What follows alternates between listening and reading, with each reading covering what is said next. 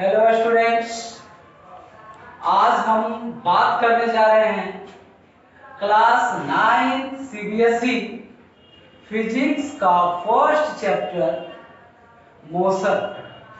इससे पहले हम डिस्कस करेंगे unit and measurement. Unit, a fixed amount of number used as a standard of measurement। Unit and measurement, तो सबसे पहले देखेंगे unit. A fixed amount of number, a fixed amount of number used as a standard of measurement।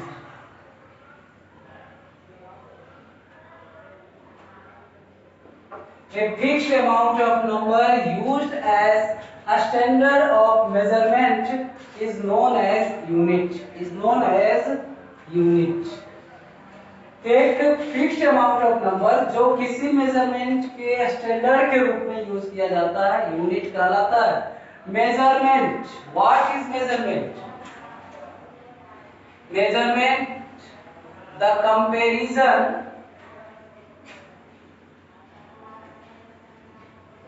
comparison of unknown quantity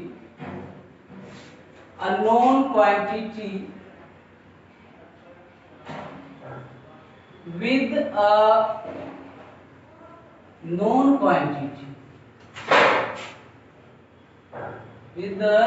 quantity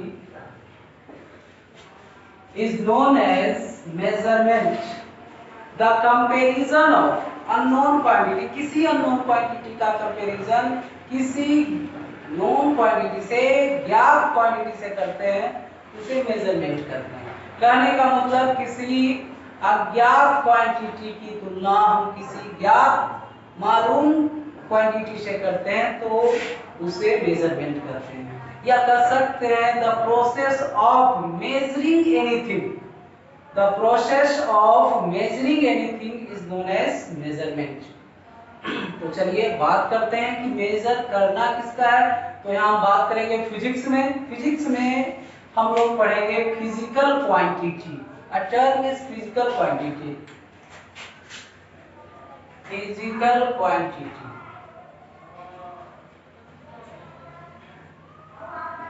What is physical quantity? Anything that can be measured, is known as physical quantity। Physical quantity को हम लोग define करते हैं anything that can be measured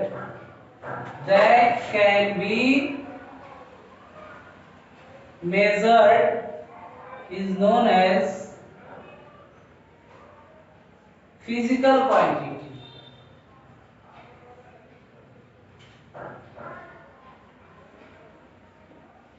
कोई भी चीज जिसे नापा जाए, तौला जाए, उसे फिजिकल क्वांटिटी कहते हैं, भौतिक राशियां कहते हैं। कोई भी चीज जिसे मापी जाए उसे भौतिक राशि फिजिकल क्वांटिटी कहते हैं।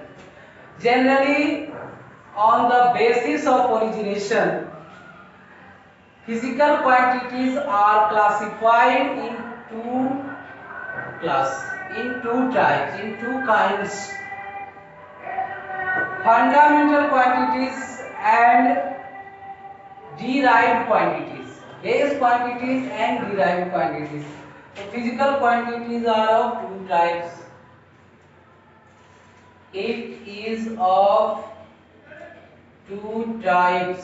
It is of two types। First is base quantities।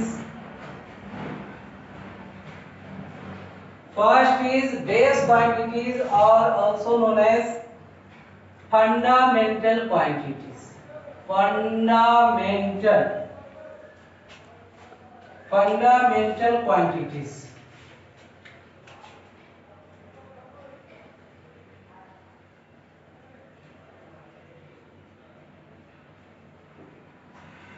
इसी को हम कह सकते हैं independent quantities.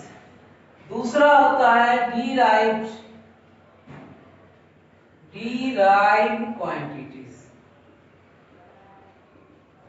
First is base quantities और fundamental quantities, second is derived quantities. Name भी पढ़ा है ठीक उसी तरह से। बेस क्वांटिटी कहने का मतलब जो बेसिक है, which are independent, those physical quantities which are independent, जिसे यूज करने के लिए किसी पर डिपेंड होना नहीं पड़ता है, वैसे क्वांटिटीज को बेस क्वांटिटीज कहते हैं।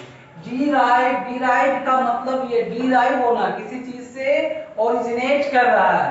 तो derived quantities those physical quantities which are derived, those physical quantities which are derived from base quantities are known as derived quantities। तो सबसे पहले हम बात करेंगे बेस क्वांटिटीज की।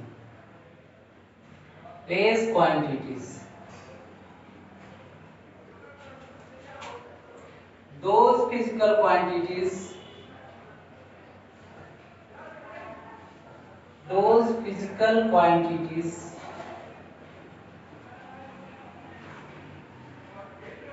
which are independent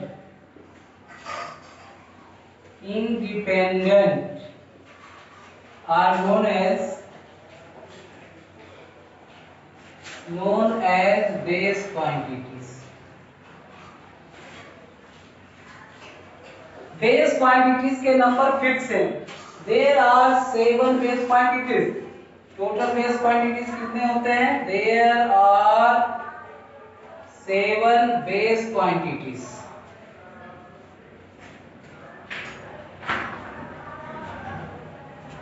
तो हम देखेंगे कौन कौन से 7 बेस क्वांटिटीज होते हैं। सबसे पहले इधर लिखेंगे name of physical quantity.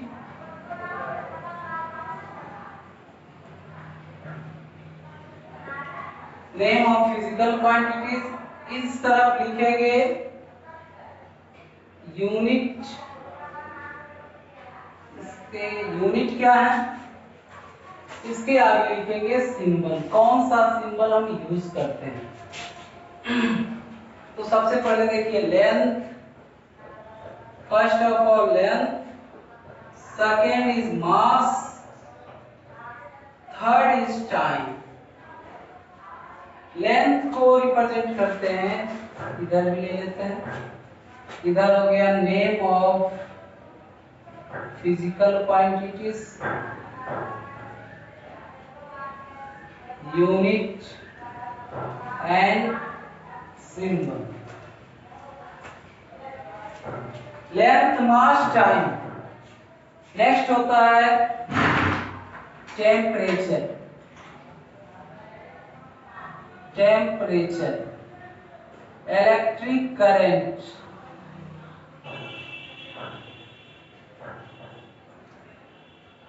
Electric current, six होता है amount of substance.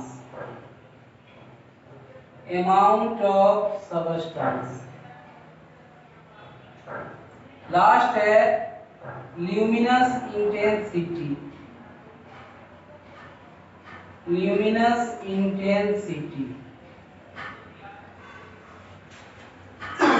Length, mass, time, temperature, electric current, amount of substance, luminous intensity, these are base quantities. Unit length को हम लोग मीटर में मेजर करते हैं, जिसको स्मॉल m से रिप्रेजेंट करते हैं। मास किलोग्राम में या ग्राम में, से इसको हम s लिखते हैं। टेम्परेचर को केल्विन, जिसे K से रिप्रेजेंट करते हैं। इलेक्ट्रिक करंट को एम्पियर, A से।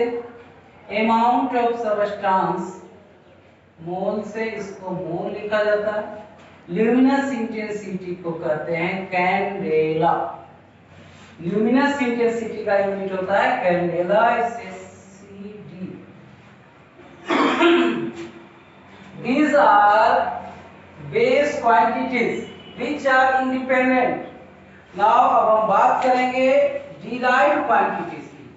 इसको फटाफट से स्क्रीनशॉट ले लीजिए और एक आप नोट्स की तरह बना सकते हैं, जरूरत है तो। Derived quantities, derived quantities, those physical quantities,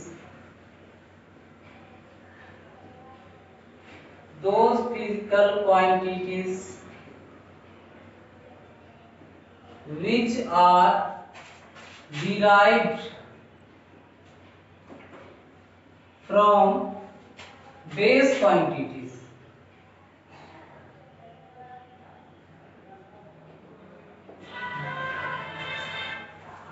which are derived from base quantities। वैसे फिजिकल क्वांटिटी जो बेस क्वांटिटी से डिराइव होते हैं उसे डिराइव्ड क्वांटिटीज कहते हैं। For example force, area, density, acceleration etcetera. जितने भी इन 7 क्वांटिटीज के अलावा जितने भी फिजिकल क्वांटिटीज हैं सभी डिराइव्ड क्वांटिटीज है। डिराइव्ड इसलिए ये सब इसी से एरिया का होता है लेंथ इनटू ब्रेथ, यानी लेंथ इनटू लेंथ, तो मीटर स्क्वायर फिजिकल क्वांटिटी से निकालते हैं। डेंसिटी फिजिकल क्वांटिटी से मास और वॉल्यूम से निकालते हैं, वॉल्यूम को डिराइव्ड क्वांटिटी। एक्सीलरेशन बेस से निकालते हैं। तो ये सारे थे derived quantities. Another types of physical quantities vector and scalar, vector quantities and scalar quantities. और भी हैं 2 टाइप्स ऑफ क्वांटिटीज, तो हम देखेंगे वेक्टर एंड स्केलर। इसको हम सिंपली समझा देंगे। Vector quantities those quantities which have magnitude as well as direction। ऐसे फिजिकल क्वांटिटी जिसमें मैग्नीट्यूड भी हो और डायरेक्शन भी हो। फॉर एग्जांपल देखेंगे force, weight, displacement,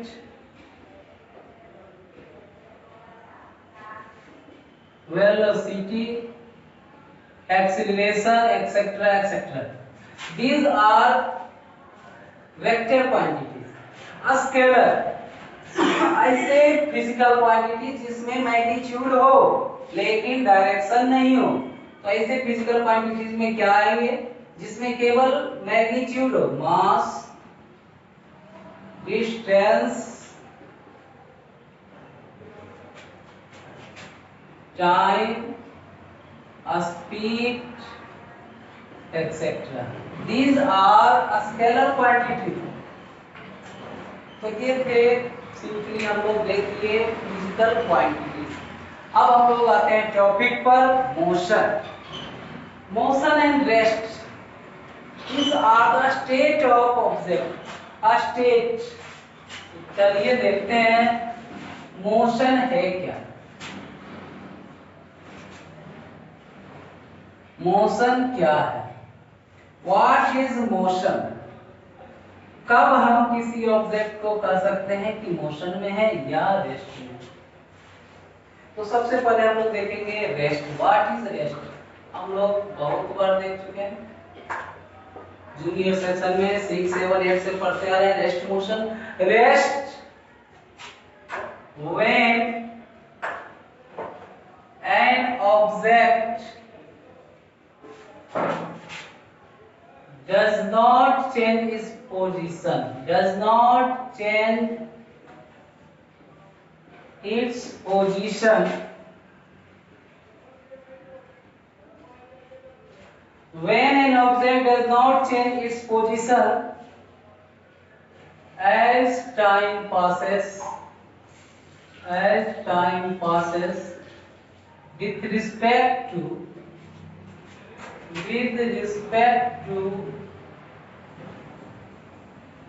a fixed point,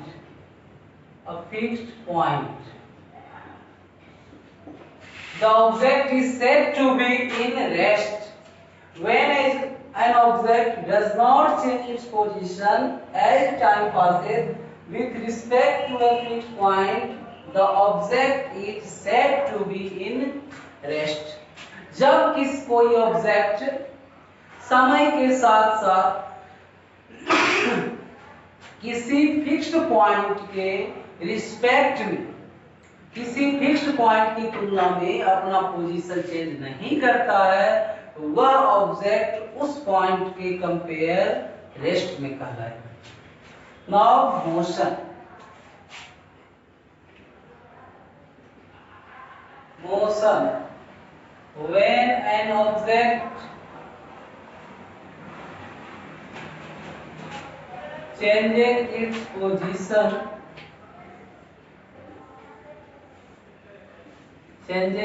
position as time passes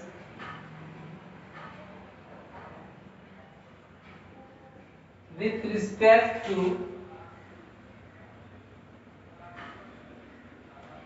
a fixed point, the object is said to be in motion. Said to be in motion. जब object किसी fixed point के respect में अपना position change करता है, वह object motion में कहलाता है. For example, moving a car.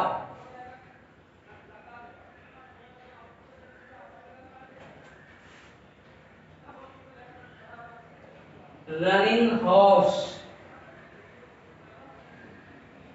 Walking man. These are examples of motion. अब हम बात करेंगे टाइप्स ऑफ मोशन की. मोशन कितने प्रकार के होते हैं, तो सबसे पहले देखेंगे it is of two type. There are two types of motion.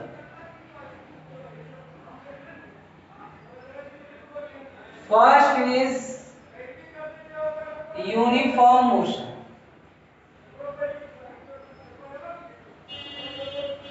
Second is non-uniform motion.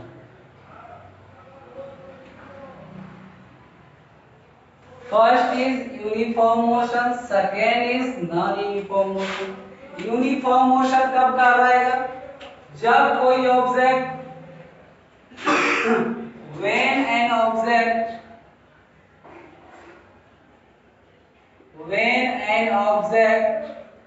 covers equal distance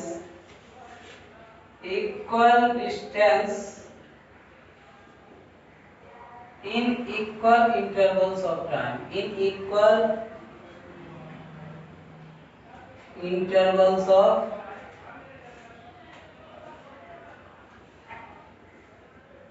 when an object covers equal distance in equal intervals of time, the object is said to be in uniform motion. अगर कोई object हर 1 second में 1 metre distance travel कर रहा है, तो वो object uniform motion में कहलाएगा.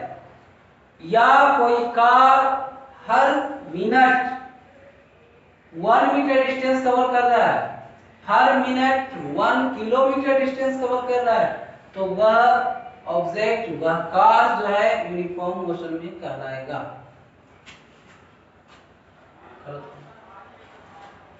और बंद था कि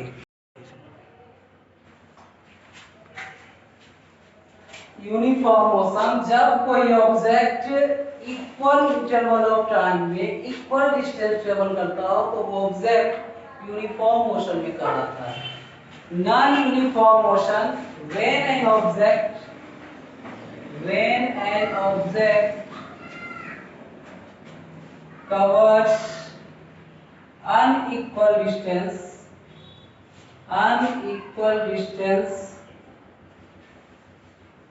unequal distance in equal interval of time, in equal intervals of time,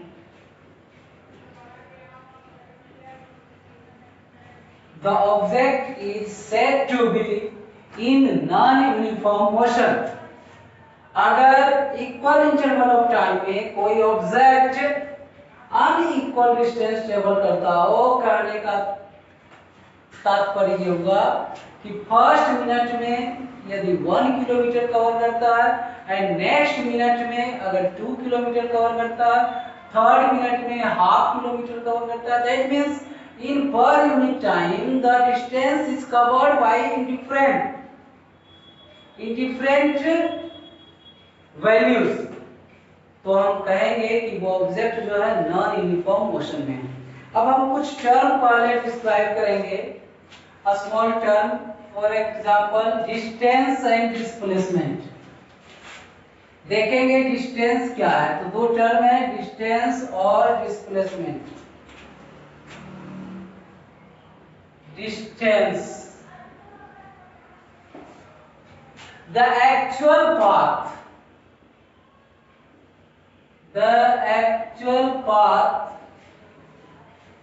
covered by an object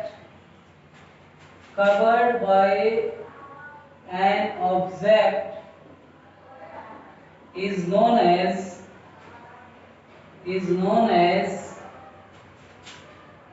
distance.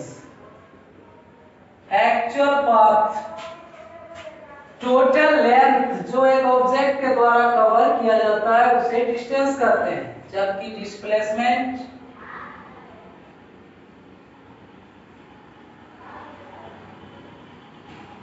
The shortest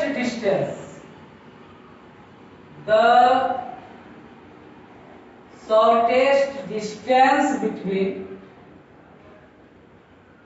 shortest distance या shortest length between initial position and final position. Initial position and final position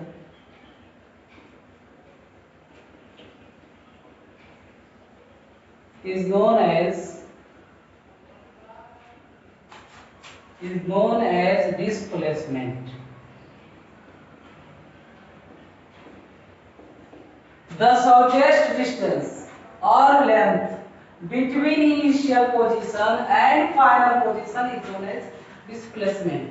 तो हम कह सकते हैं कि जैसे कोई भी ऑब्जेक्ट पॉइंट A से B पर 4 मीटर का डिस्टेंस ट्रेवल किया, B से C की ओर 3 मीटर का डिस्टेंस कवर किया. तो जब हम टोटल डिस्टेंस की बात करेंगे कि ऑब्जेक्ट के द्वारा कितना डिस्टेंस कवर किया गया, तो डिस्टेंस इक्वल टू होगा AB plus BC. That means 4 plus 3 equal to 7 metre.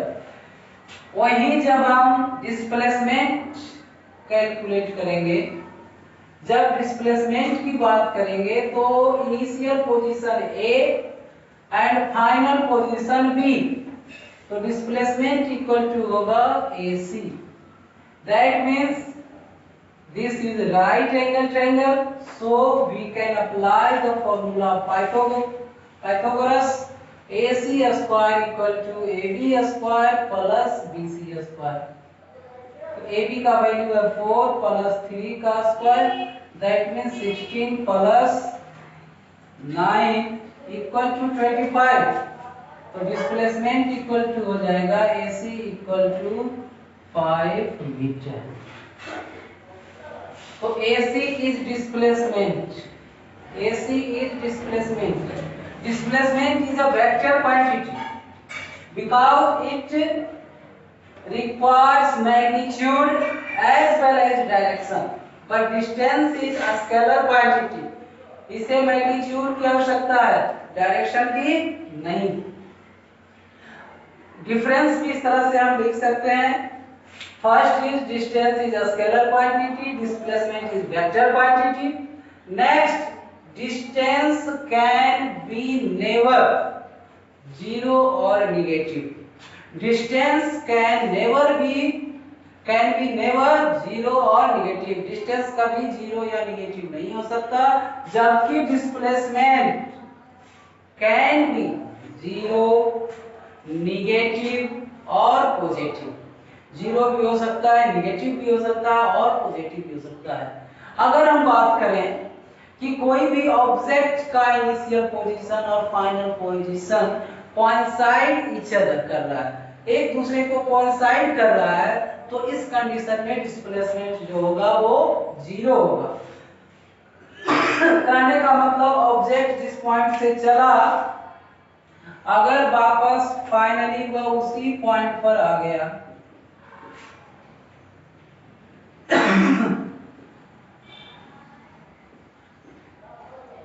तो ए से चला वापस ए पर आ गया तो डिस्प्लेसमेंट जीरो, लेकिन डिस्टेंस पेरीमीटर ऑफ लेंथ होगा, पेरीमीटर ऑफ दिस फिगर होगा। इस फिगर का जो पेरीमीटर होगा वो डिस्टेंस होगा। चलिए हम बात करते हैं, एक क्वेश्चन से इसको और क्लियर करते हैं। A car moves on a circular path. A car moves on a circular path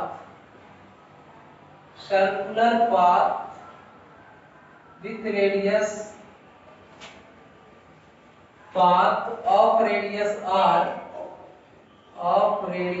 r. Then calculate the distance and displacement.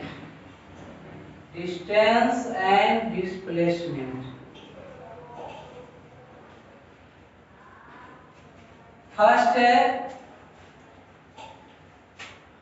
object completes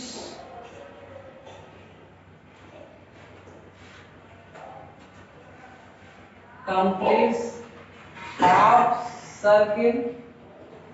जब ऑब्जेक्ट जो है सर्किल को आधा कंप्लीट किया। सेकेंड कंडीशन है ऑब्जेक्ट कंप्लीट्स वन रिवॉल्यूशन, जब पूरा एक चक्कर पूरा कर लिया, हाफ रिवॉल्यूशन।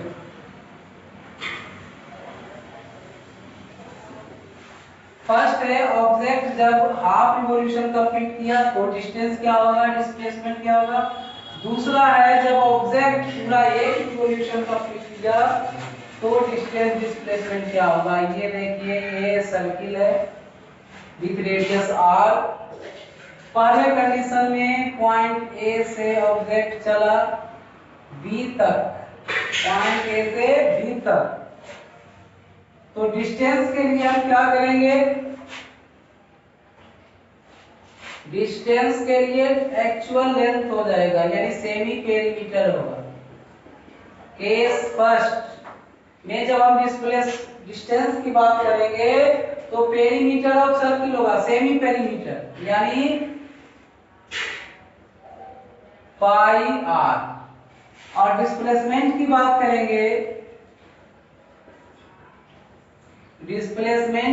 करेंगे, तो हो जाएगा diameter, the shortest length between final position and initial position, that means diameter equal to 2r। दूसरे कंडीशन में जब कंप्लीट रिवॉल्यूशन ए से चला वापस ए पर आ गया तो डिस्टेंस क्या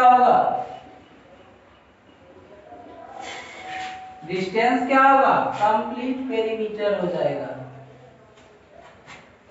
कहने का मतलब 2 पाई r। और डिस्प्लेसमेंट क्या होगा जी, डिस्प्लेसमेंट, चूंकि फाइनल पोजीशन और इनिशियल पोजीशन कोइंसाइड कर रहा है, ए से चला वापस ए पर पहुंचा, तो डिस्टेंस तो हो गया 2 पाई आर। डिस्प्लेसमेंट चूंकि ए से चला ए पर आ गया, तो जो शॉर्टेस्ट लेंथ है बिटवीन 2 पॉइंट वो हो गया 0, तो ये हो जाएगा 0।